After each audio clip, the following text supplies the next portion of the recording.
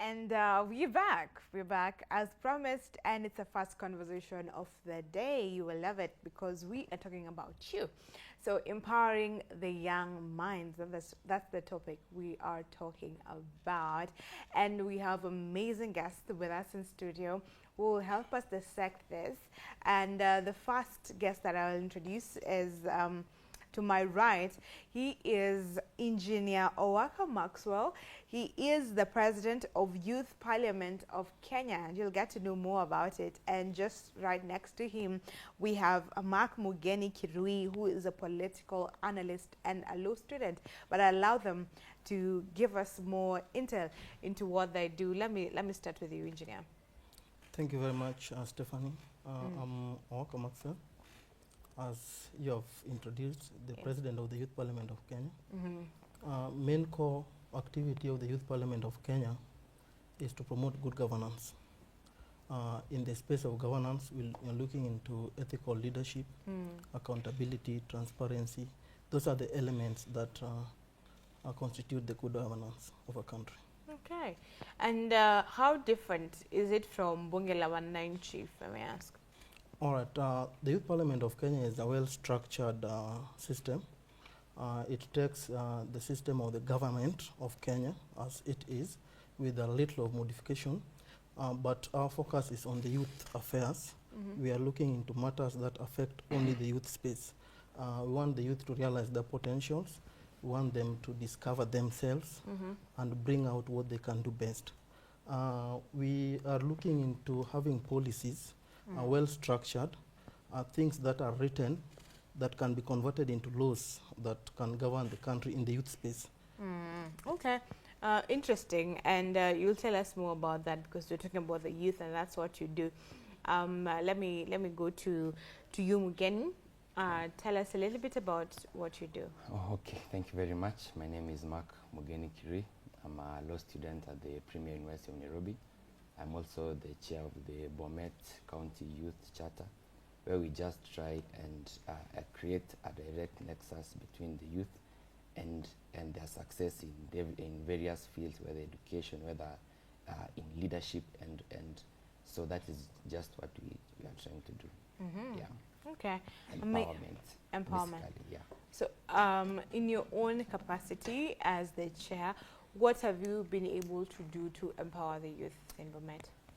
Quite a lot. We have been holding youth barazas where we come together, we bring our minds together so that we can give our views and possible solutions regarding the leadership over there. And we have been quite putting the government on toes, and we are doing very good actually. Okay. We have been able to get a youth who is in the county executive as the CSC for sports, and yeah.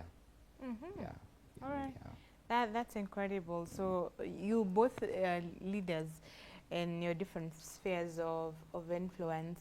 Let me also ask you, Engineer, what have you been able to do as the president of the Kenyan Youth Parliament, or the Youth Parliament of Kenya, in terms of making sure that the youths are ahead and that they are being heard? All right. In the space of the Youth Parliament of Kenya, we have held before youth dialogues that the youth come up and share their ideas during those conversations. And as a result of that youth dialogue, because of the turnout and the desire of the youth who are participants, we have advanced it to something we call the Next Gen Youth Dialogue that very soon will be hosted in one of the TV stations that will be giving them platform to air their views and interact with their leaders directly and the experts in different fields. Okay, so we should be looking out for the Next Gen Youth Dialogue. Yes. Okay, interesting. Great. Now looking into our topic, empowering the young minds. How does that look to you when you hear about empowering young minds? Let me start with you. I think basically, we are now involved in nearly everything, whether from governance to even to even businesses. So I think we need more youth because we need advice, we need the capital, we need just that little push that will make us go that step, that one step that will make us greater. Great. Okay. What comes to your mind, engineer? I think creativity. The youth as a whole, as a youth community, I think what we should embrace much is entrepreneurship. We should be able to help these youths to discover ways that they can be better entrepreneurs, and that must be facilitated, because you realize that most of these youths are not able even to afford the capital to start a business. So the government on its own should create paths. Of course, they are doing much they can, but that structure must be well aligned so that whatever the government gives reaches the youths that are intended. You realize a lot of money is lost. Like today in the Daily Nation, I think headline, there is a 22 billion scandal of money meant for the youth projects. So such kind of things the government needs to look into, so that the money intended for the youth should be given either through Youth Fund, through Nyota, through KYOP, and such kind of, to at least boost their entrepreneurial activities, and also train them into entrepreneurial skills so that they can do something for themselves. Because you realize when we come to the employment, the government cannot employ everybody. I always say that. So we need to find another space.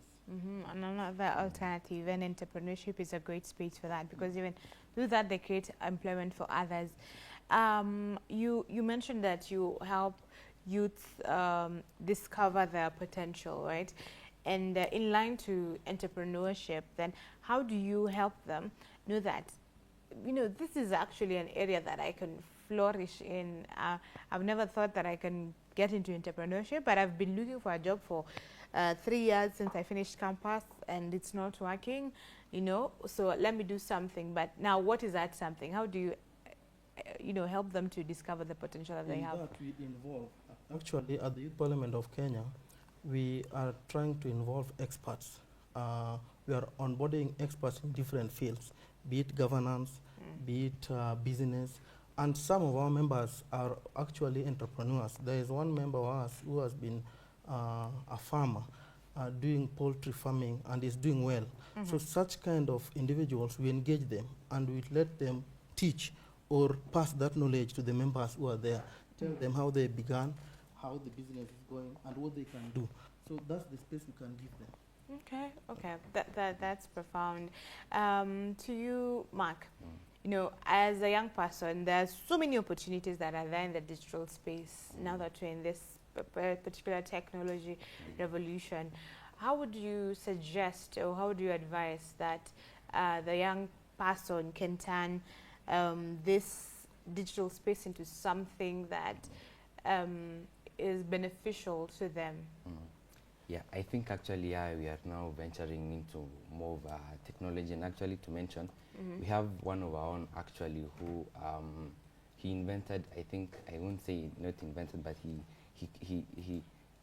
made a chopper, a real time like chopper. A chopper, like it can fly. Okay. Yeah, and now we are now the best thing that we could do as the charter was just to jeer him on, keep pushing, because he didn't actually get the support of our leaders. We come and say, what, these are good hands. These are a very innovative person, and he didn't even actually go to campus, and he had done very well in KCSE. So we are now telling the county government that, what, we have somebody here, I think you should support him, you should go to school. But they were very reluctant on that, and he's just there, and with those good minds. So it's just a potential seated one. Okay. Yeah. So and like, it's actually very sad. That is a sad one, because if you have someone who's not going to campus and they can build a whole chopper, that speaks of the potential that he has to do even greater them things. It may look ridiculous because they use scrap metals, but yeah, it resembles a chopper, even if it's not quite the looks, but Yeah. Yeah, you know, he's technically used what he has around him. Yeah. You know, that's creativity. Let me ask you, engineer, have you had you two are, you know, that creative, innovative, that you have managed to help, you know, even through lobbying the government and, you know, the leaders in the different areas? The challenge we have, I'm glad with his story. Currently, we have not pushed a youth to that far, but we are creating that platform so that we can engage our leaders directly. Somebody like the one he has mentioned just lack the support. We can take that person and nurture the skill. Actually give that person to experts who are doing these things. So instead of just making the dummy, which is a real chopper that maybe cannot carry people, but the skills he has used to build it. Now, if you take that person to aviator or aviation schools and gets the support, that person, even without going to the campus level, can be trained at the, of course, it's a tertiary level, the colleges, and can make something better. That creativity is what we need in this space. And with that kind of creativity, it creates even employment for so many. Yeah, because there will be people who are also joining certain parts. You will not be doing it alone. Okay, makes sense. Still speaking about the digital media space, looking into social media, Kenyans are very, you know, on toes, and people know how to use social media. Like yesterday, what happened, you know, with the president, it has trended all over. People have come up with all kinds of memes, videos, you know, a lot of things.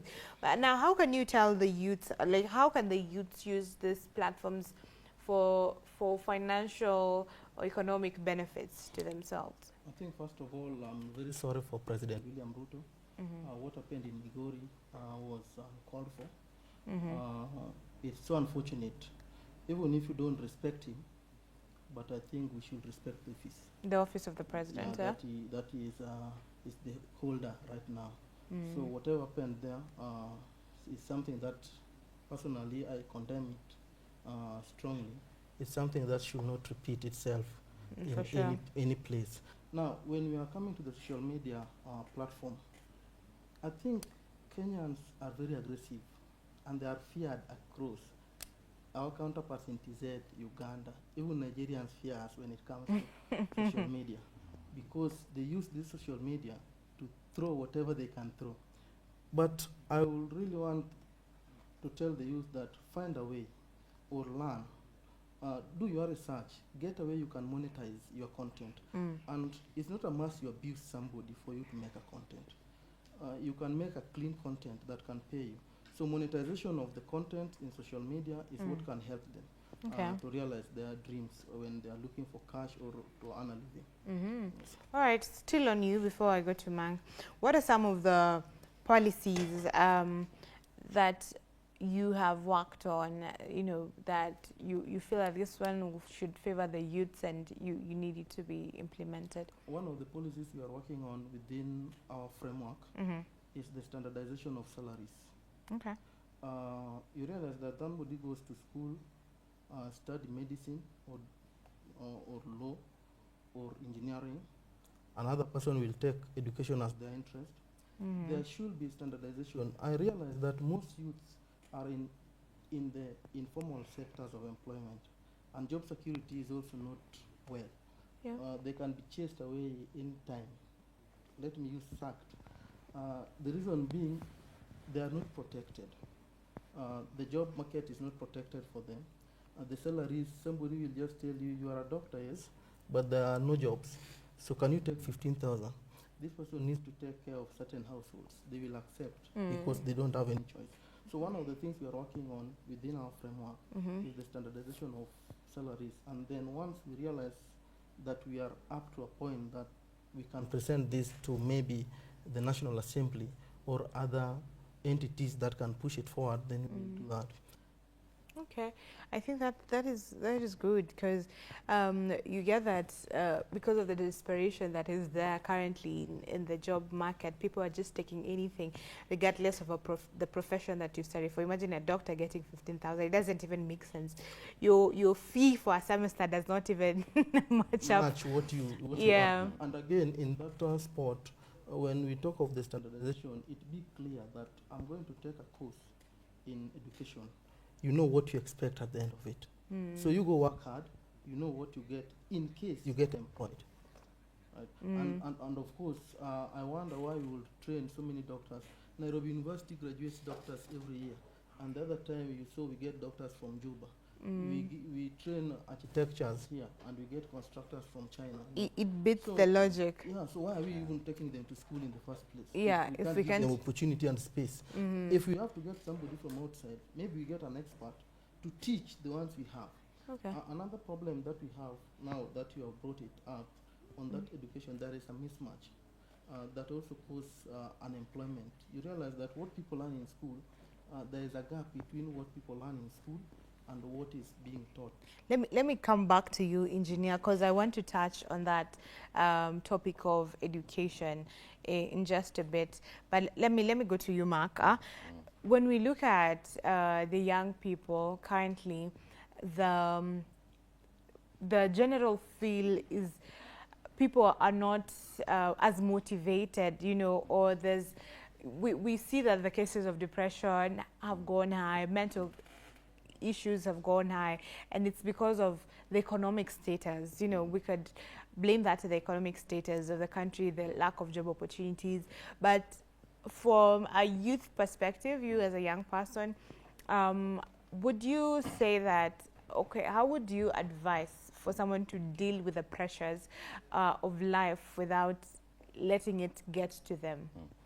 You see, one thing actually is that I think our parents and employers and the government should actually be alive to the fact that the saying that we used to hear, that the youth are the leaders of tomorrow, they should be alive to the fact that tomorrow is already here with us, and we want to be involved in all the sectors. So that's why maybe somebody can go into depression because of lack of jobs, and maybe they start a business, it fails. Yeah, so I think we need motivation, we need support, and we need to be there, we need to be on the pitch full time and kicking. Yeah. Okay. Now, have you ever, you as a person, been discouraged of anything? Then how did you handle that? Actually, I turn a deaf ear to discouragement, because they say what you can see it here and what you can say it here, it's possible. So whatever I believe in, whatever I know I want to do, why not do it? You know, I mean, of course people have their own opinions, and it's actually sometimes sad that sometimes parents think that they are right all the time, but they should also realize that we also have our minds. We are also we are educated, and we know these things, you know, and we just need to do it. Yeah. So even, you know, sometimes even like people, when they get discouraged, they now venture into drugs, suicidal thoughts, which are very unnecessary. Yeah. Okay, and I want to just after I come from engineer, I want to know, like, what was the drive that made you to sit on the seat that you're currently on as chair, you know, and to be a leader even while you're still a young person? Let me come back to you, engineer, on the education bit and this education system in Kenya that you were talking about, and us training people, but only to get, you know, to importing, yes, talent from outside. And someone else was telling me the other day, last week, I believe, that we take out our people to go and do jobs that they can actually do here, and get people like from China to do jobs that we have people qualified for. So tell me about that. All those ones narrows down to policies. You realize that we train so many people yearly in different fields, but I think the government is not doing enough to expand the space so that we can accommodate these people. I believe, like even the construction of roads around, these contractors, let us, if at all we have to get somebody who has much knowledge about construction, as to come in as an expert in that area, but let's involve the people we have trained. Yeah. When somebody go to school for 4 years, 5 years, 6 years, then they end up stagnated, yet we get people from outside. So all of them narrows down to policy. We need to have strict policies. We realize certain countries will take them students to study abroad or on other countries, but once they're done, that skill is needed home. Okay. So the government still needs to do a lot when it comes to the education sector. But I'm glad CBC is picking up, though its implementation, as I have stated before, is still not right. It needs to be fine-tuned so that we get it right. I think with it, it can change the model of education and we might get answers. Okay. All right. That's well said, well put. To you, Mark, as a person, as a young person, how did you believe that you can actually, chair such a team? Actually, I think what motivated me was the situation that was going on. We have an MP, an 7-year-old MP, and who is just now saying, you know what, Mwanzo mpya. And now we were now tired and saying, this Mwanzo mpya, how can, okay, they say age is a number, but speaking quite frankly, an 87-year-old cannot, you can never, actually, sometimes funny because they think now that they know everything concerning the youth. They now think that they can speak on behalf of us. They actually didn't know that we have people who can't go to campus, people who do this and that. And so I just thought, and I said, you know what, we need a youth charter. We need a charter that speaks for the youth. We need a charter that puts the interest of the youth, not just at the mind, but at heart. And that's what motivated me, and that's why I am the chair of the charter. Okay, wonderful. So you were bridging that gap. Yeah. Do you believe, because even now we have people saying that, yes, we want the youth to lead, yeah? And the older generation have been here and they've done nothing. So do you believe that the youth should entirely lead, or that we still need the older generation? No, we definitely still need them. But what we are actually seeing is that they should not be hostile to us when we are still new in different spaces that we are going to venture into, whether in Parliament, whether in all these spaces. Just give us a soft landing, and we will work together quite well. Yeah, because we are the youth. Okay. Yeah, whatever we do it best. Okay, great. Engineer, just to pick up on that particular question, how do you envision that we would work together in a seamless manner, particularly in leadership, the young generation, the Gen Z, the millennials, the boomers, all together for the good of the country and for the prosperity of the nation? We have to create a harmonious environment where all of us has to exist. But you realize that the older generation doesn't want to give the space. Why would somebody be in politics for 30 years? Daily, that's what that person does. But they're chosen by the people. They're chosen by these people because they manipulate the people. And they manipulate the people because of the resources that they have that the youth lack. They manipulate the people by intimidations. And you look at it from Gen Z protest just the other day, you saw what happened to them. And yesterday you saw the parents or the families of those still crying out loud, and nobody is hearing them. No one has been brought to book of what happened to the Gen Zs. They are intimidated, they are abducted. So we need that space, we need freedom for them. Let them be free to speak their minds, so long as they are educated enough that they don't need to abuse somebody to thrive. Yeah, so intimidation is one of them.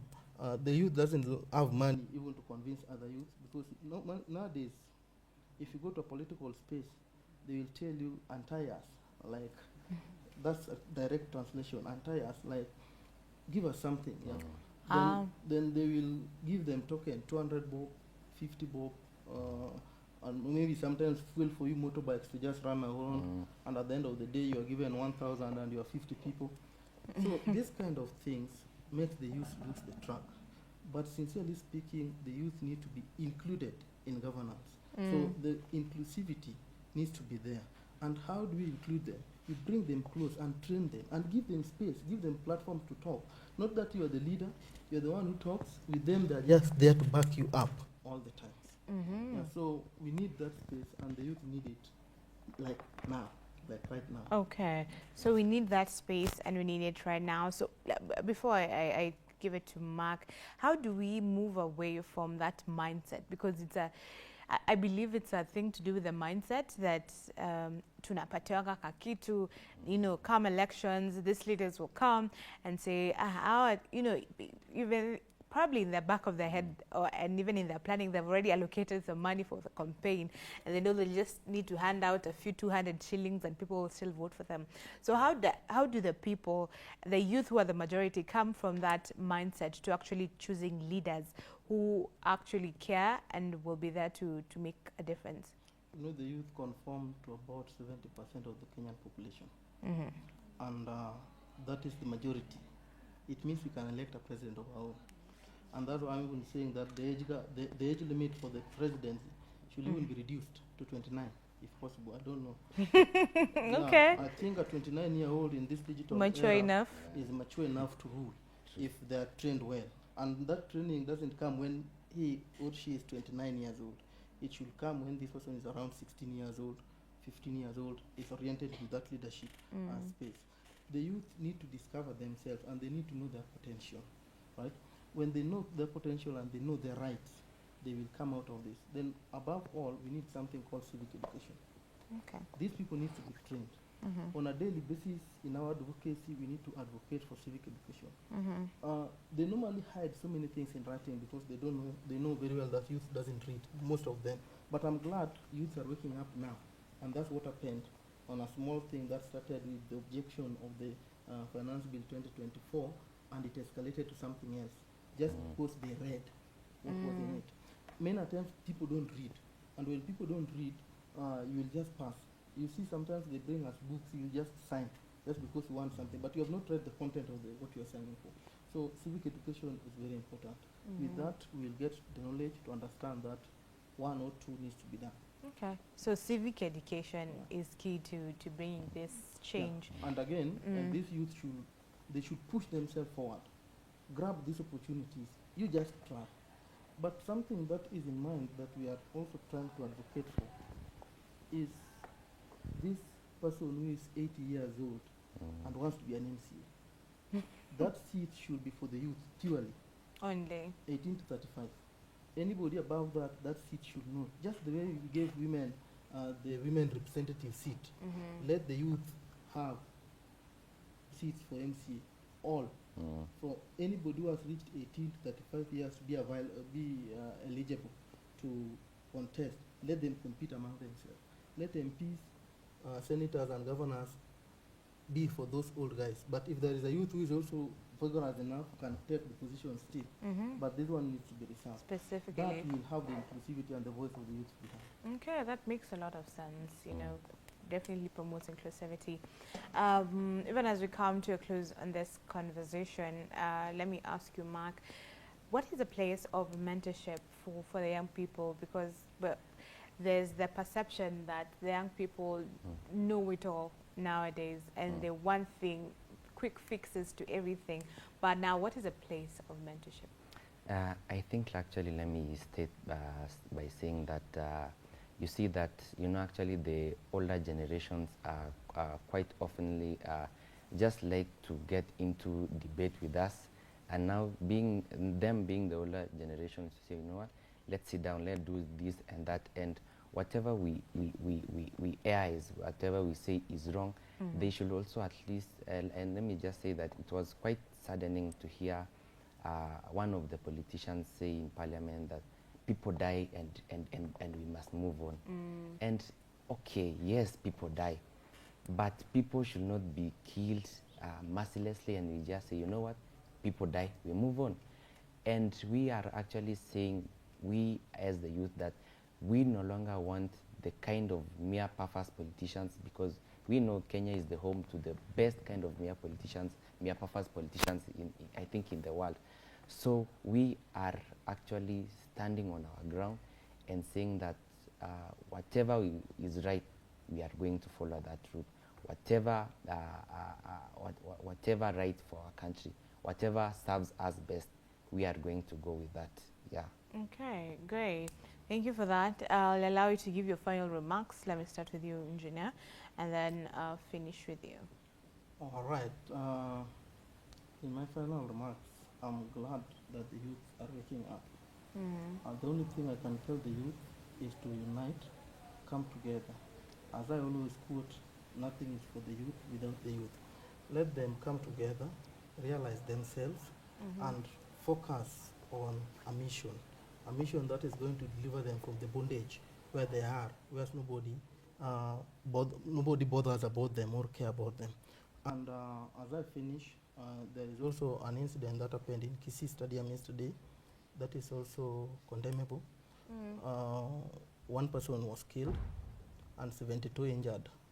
Over what? Over fanship. There was a game of Gor Mahia and Shabana FC, and it turned out to be chaotic. Maybe there was some political play out that some are alleging, but such kind of things should not occur, because the people who suffer most in such are still the same youth we are trying to protect. So we need to really understand security is something very important. Being in a stable environment is very important, and therefore the youth need to be on the lookout. And finally, I encourage all youths out there to join the Youth Parliament of Kenya. Let us build this together. Let us make a remarkable force that can make good policies that will govern this country in the near future. Absolutely great. How can they join the Youth Parliament of Kenya? All right, you can join the Youth Parliament of Kenya. You can check through our website, www.ypk.or.ke. You can also check through our social media platforms, all of them at YPK254. Through them, you can chat us, you can talk to us. Am I allowed to give a number? Yeah, if you're comfortable. Yeah, it is an organization number, so it's not my personal number. You can call, chat, or text through 0768 886 787. Okay, great. Thank you very much for your time and for the amazing insights. Let me finish with you, Mark. What are your final remarks? I think I would just like to tell the youth of Kenya that it's now closer to us, and it's now or never. We just have to have our voters' ID card, because we are actually aiming to kicking redundancy in leadership, and that is our aim, and we just want to occupy those spaces and do the best to the best. Thank you very much. Awesome. Thank you very much, gentlemen. Really do appreciate it. We've had Engineer Owaka Maxwel, who's the President of Youth Parliament of Kenya, and we've also had Mark Mugeni, who's a political analyst, a law student, and the chair of Bunge, the chair of Bomet County Youth Charter. And we've been talking about empowering the young mind. I hope you feel empowered to, if not anything, just take that voter's card and make sure that your voice counts come the next elections, and make the right decision. Yes, because we are all counting on it. So we're going to take a short break right here, and then Brand Circle will be coming up with the next conversation. Stick with us. Thank you very much. Welcome.